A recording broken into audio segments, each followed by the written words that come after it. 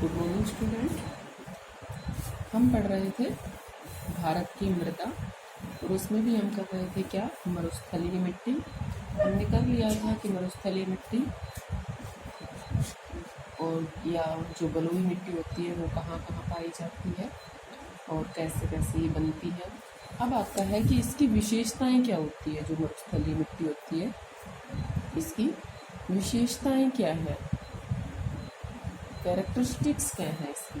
तो सबसे पहले में जो विशेषता है वो ये है कि इस मिट्टी में जो खनिज लवण होते हैं वो क्या पाए जाते हैं, अधिक मात्रा में पाए जाते हैं।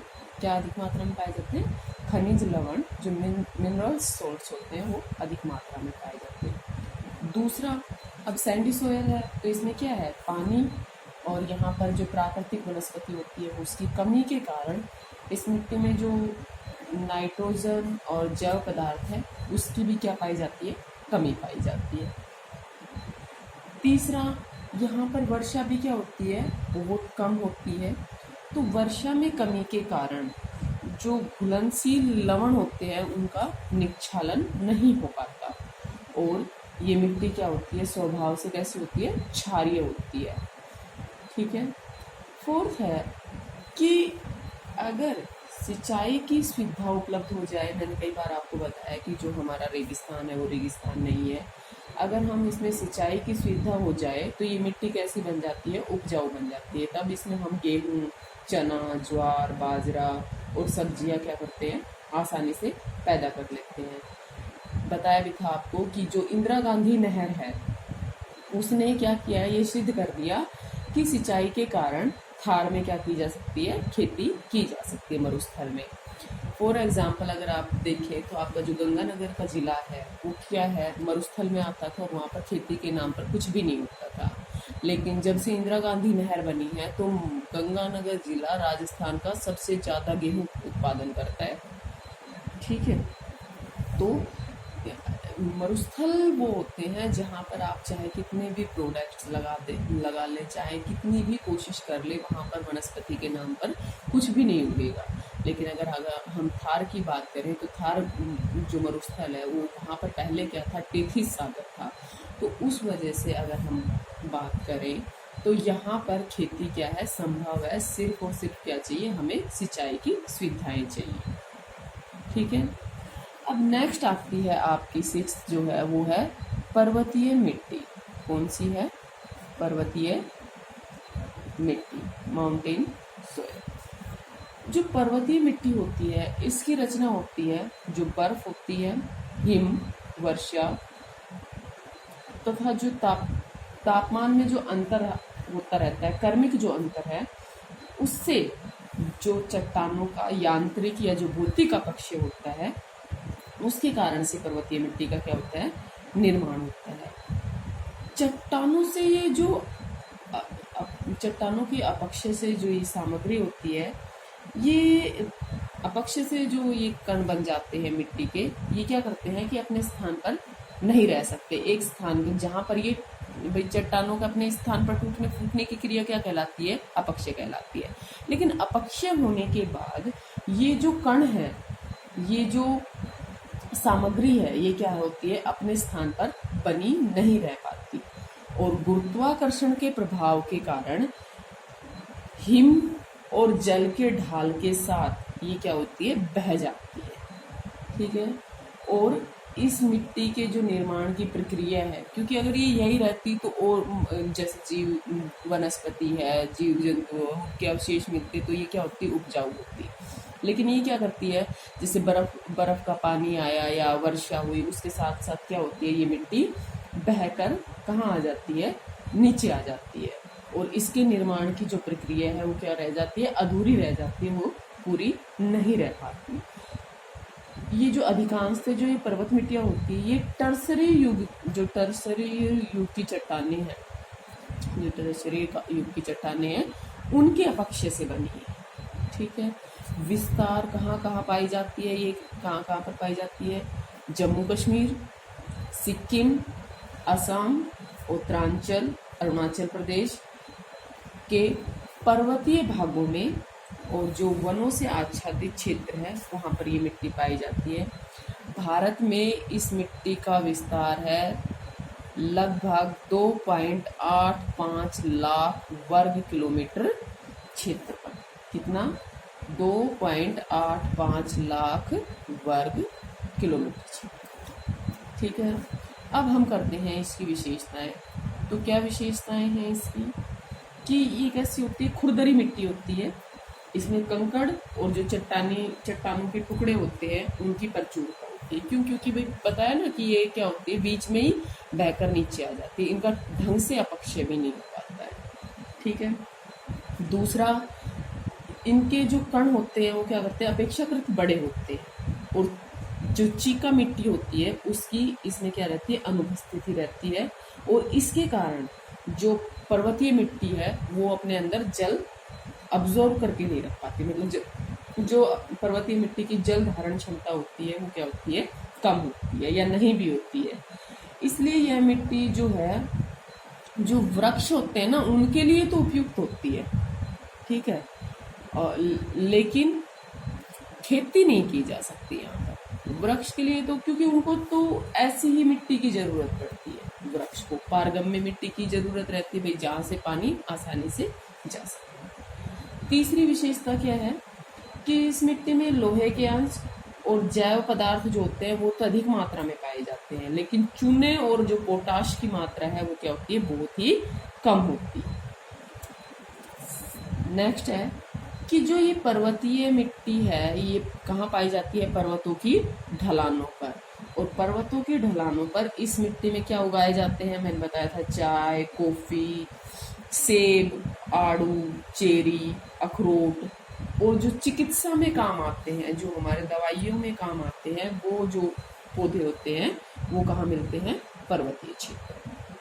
ठीक है, नेक्स्ट है कि ये जो मिट्टी होती है इसमें जो इसकी संरचना और ऊंचाई के अनुसार जो जलवायु है वो बदलती रहती है। इस कारण से जो ये हिमालय पर्वत की जो ये मिट्टियां हैं, पर्वतीय मिट्टियां, इनमें क्या पाई जाती है, बहुत अधिक भिन्नता पाई जाती है। ठीक है, अब 7वें नंबर पे आता है हमारा पीट या दलदल युक्त मिट्टी। क्या है? पीट या दलदल युक्त मिट्टी। ठीक है, इसमें देखिए आप, इस मिट्टी का जो निर्माण होता है वो कहाँ होता है, जहाँ आर्द्रता अधिक होती है। और आर्द्रता अधिक कहाँ होती है, जो समुद्र के तटीय क्षेत्र होते हैं वहां पर क्या होती है, आर्द्रता अधिक होती है, और वहां पर जल की जो निरंतरता है वो क्या होती है, बनी होती है। इस कारण से उन क्षेत्रों में इसका निर्माण होता है जहाँ नदियाँ अपना डेल्टा बनाती है, वहां भी ये मिट्टी पाई जाती है। विस्तार की अगर आप बात करें तो पश्चिमी बंगाल का जो सुंदरवन का क्षेत्र है, क्योंकि सुंदरवन का क्या है, डेल्टा है, वहां पर पाई जाती है, उड़ीसा में पाई जाती है, आंध्र प्रदेश, तमिलनाडु, ये जो तटीय क्षेत्र है इनमें क्या होती है, ये मिट्टियां पाई जाती है। ठीक है, इसके अलावा जो उत्तर प्रदेश का जो तराई पट्टी है जहाँ पर पानी अधिक मात्रा में पाया जाता है उसमें भी ये क्या कौन सी मिट्टी पाई जाती है, पीट या दलदल युक्त मिट्टी। ठीक है, अब हम बात करते हैं इसकी कैरेक्टरिस्टिक्स की कि क्या क्या विशेषताएं होती है पीट मिट्टी की, कैसे है। तो जो पीट मिट्टी होती है इसमें क्या पाई जाती है, सबसे पहले तो इसमें लोहे और जीवांश की क्या पाई जाती है, अधिकता पाई जाती है। दूसरा, पटसन की खेती के लिए ये जो मिट्टी होती है क्या होती है, बहुत ही उपयुक्त होती है। तीसरा, जब वर्षा होती है तो ये जो पीट मिट्टियां होती है ये क्या होती है, जल में डूब जाती है, और वर्षा के बाद क्या होता है, इन पर चावल की खेती की जाती है। ठीक है, ठीक है। नेक्स्ट है आपकी लवणीय तथा क्षारीय मिट्टी। क्या है, लवणीय या क्षारीय मिट्टी। जो लवणीय क्षारीय मिट्टी होती है इसका निर्माण कैसे होता है, जब किसी मिट्टी में विशेष जो लवण होते हैं और क्षार होते हैं उनका जो अंश है वो बढ़ जाए तो ऐसी मिट्टी क्या कहलाती है, लवणीय या क्षारीय मिट्टी। अब इस मिट्टी का निर्माण कहाँ होगा, या तो जहां पर वाटर लॉगिंग की समस्या हो, मतलब जल अधिक मात्रा में हो जिसको जलाक्रांति बोलते हैं। ठीक है। या फिर क्या हो, जो जैसे पानी जहाँ इकट्ठा हो जाता है, ठीक है, मान लो आप, मैंने कई बार बताया है, आप जैसे आपके खेतों के आसपास आप छोटे छोटे कुंड बना के रखते हो, उसके आसपास आप देखते हो अगर पानी भरा रहता है तो वहाँ पर क्या होती है, वनस्पति के नाम पर कुछ भी नहीं पाया जाता है, ठीक है।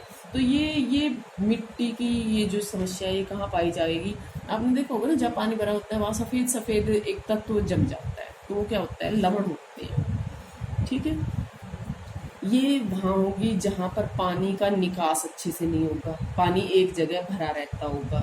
दूसरा, जो नहरों के द्वारा सिंचाई होती है, वो जो उच्च भूमिगत स्तर वाले इलाकों में जब वाष्पन होता है, तो जो केशिका क्रिया होती है उसके द्वारा जो भूमि भूमि के नीचे वाले जो लवण होते हैं वो क्या होते हैं, धरातल के ऊपर आ जाते हैं और मिट्टी को कैसा बना देते हैं, अनुपजाऊ बना देते हैं। समुद्र तटीय अगर क्षेत्रों की बात करें तो ज्वारीय जल जो होता है, जहाँ ज्वार भाटा से वो बनाई जाती है, बिजली बनाई जाती है, वो क्या होता है, वहाँ पानी इकट्ठा किया जाता है, उसके कारण फिर वो क्या बनाई जाती है, बिजली का निर्माण किया जाता है। तो वहाँ जब पानी इकट्ठा होता है तो उसके कारण भी ये जो तट की मिट्टियाँ होती है वो क्या बन जाती है, लवणीय बन जाती है, ठीक है। कहाँ कहाँ पर पाई जाती है, जहाँ जहाँ पानी की अधिकता होगी, या जैसे पश्चिमी राजस्थान में गंगा, ये इंदिरा गांधी नहर है, ठीक है, यहाँ पर ये पाई जाती है। दूसरा, उत्तरी गुजरात में, दक्षिणी पंजाब, दक्षिणी हरियाणा व पश्चिमी उत्तर प्रदेश में, जहाँ से नहर, जहाँ जहाँ ये वो क्षेत्र है जहाँ पर नहरों के द्वारा सिंचाई होती है।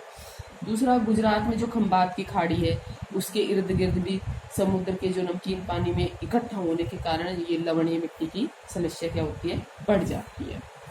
अब विशेषताएं क्या होती है लवणीय मिट्टी की, लवणीय मिट्टी की विशेषताएं हैं कि इस मिट्टी को क्या क्या कहा जाता है, धूर, ऊसर, रेहे, कल्लर और चौपन आदि नाम है इसके। दूसरा, ये मिट्टी क्या है, बहुत ही अनुपजाऊ है, ठीक है। तीसरा, अनुपजाऊ तो है लेकिन अगर हम जैव उर्वरक का प्रयोग करें, जो हमारी ऑर्गेनिक खेती होती है, ऑर्गेनिक का, उसका अगर प्रयोग करें तो इस पर आसानी से क्या की जा सकती है, खेती की जा सकती है और अच्छी खेती की जा सकती है। अब आता है कि भारत में ये जो मिट्टियां हैं ये कहाँ कहाँ पर, मैपिंग, ठीक है, सबसे इम्पोर्टेंट है आपकी मैपिंग, ठीक है। और मैपिंग में अगर आप देखो, आपकी जो एटलस है उसमें आपको क्या दिखाई देंगी, भारत में पाई जाने वाली मिट्टियां के नाम से एक मैप है, आप उसको ओपन कीजिए। देखिए मृदा, ये वाला, ठीक है, ये वाला मिट्टी है। इसमें जो येलो कलर में दिखा रखे ये जो मिट्टी है, ये येलो कलर में जितनी भी आपको दिखाई दे रही है, ये कौन सी मिट्टी है, जलोढ़ मृदा वाले क्षेत्र है। कौन से हैं, जलोढ़ मृदा वाले क्षेत्र। सबसे ज्यादा कौन सी पाई जाती है, जलोढ़ ही पाई जाती है। तो ये जो आपको क्षेत्र दिखाई दे रहे हैं ये कौन से हैं, जलोढ़ मृदा वाले क्षेत्र, ठीक है।